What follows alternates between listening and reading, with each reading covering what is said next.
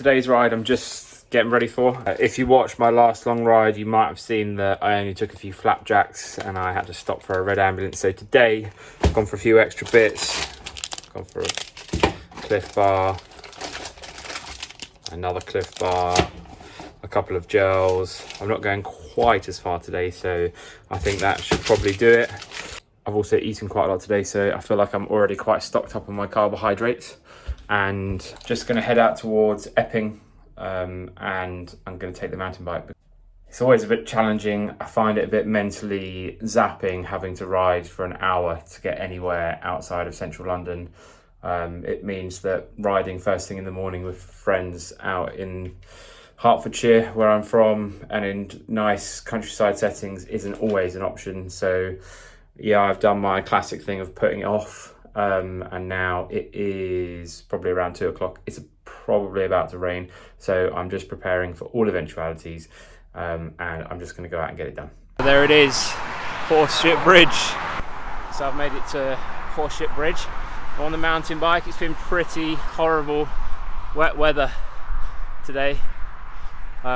Teach me to put it off, but classic. Take a look at that. True to its name, Horseship Bridge. Yeah, I'm on the mountain bike, no power data, just heart rate, just tapping away. Just enjoying it really. It's been quite fun. Listening to a podcast for the first time in ages. Just going to go and explore some byways now. Yeah, as you can see, it's pretty horrible. Got my lights on today.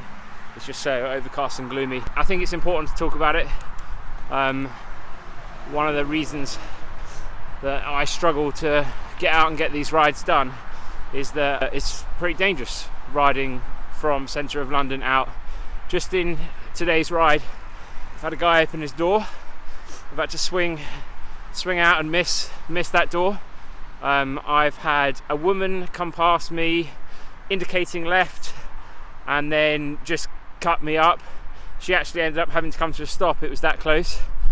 And you know, it just makes you, I just wish people would think, maybe if they just wait a few seconds, it might be safer for the person that's on the bike. You know, it feels to me like that driver values making that left turn more than my life. Would she do that to her own kids? Would she do that to somebody that she knows? I don't think so. So why she decided to do it to me? Because it's a pretty stupid thing to do. It's stuff like that that just makes me not want to road ride anywhere near London. One of the reasons why I switched over from a road bike to a mountain bike was because I actually got knocked off just before I went to the Paracycling World Championships. I got knocked off my bike by a van driver who had cardboard in the window coming out of a side road, blind, couldn't see me. And it's just stupid things like that mean that people get killed. And it's just, you know, hopefully somebody will watch this and it'll ring true. They'll see a cyclist, they will slow down. Just slow it down, be careful. Think about the person's life that you're putting in danger. A motor vehicle is effectively a weapon and you can do some serious damage. So, back to the ride. I'm over Horseship Bridge. I finished my rant and I'm now just on this byway and I'm just going to explore some different paths that I haven't been down before. Also, you don't have to travel as far when you're on a mountain bike.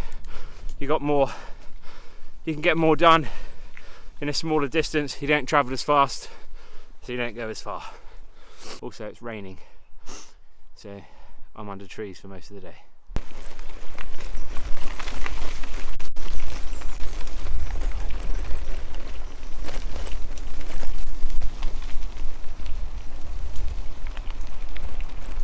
So I've just come out of that footpath. No one to cut me up. No one to open their car door on me. That is why we are on the mountain bike.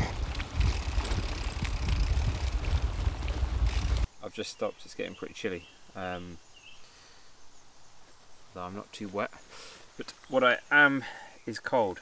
So I'm just gonna put on some leg warmers. I found a pretty nice route.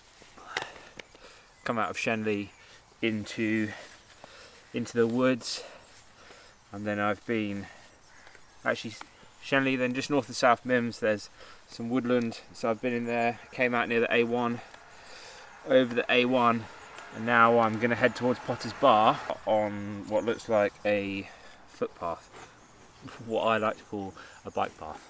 So I thought it might be a bit chilly today, which is why I packed some leg warmers, and I'm glad I did. Bosh. So I'm back from my ride, and one of the problems with going on a ride like that is that I live in a 1-bedroom flat and my bike's going to need cleaning, and the state of it, if I clean it in a traditional way, then it will fall through the gaps that are in the floor. What I'll do in another video is I will take you through how I clean my bike very carefully to make sure that a load of shit doesn't drop down on my neighbour below me.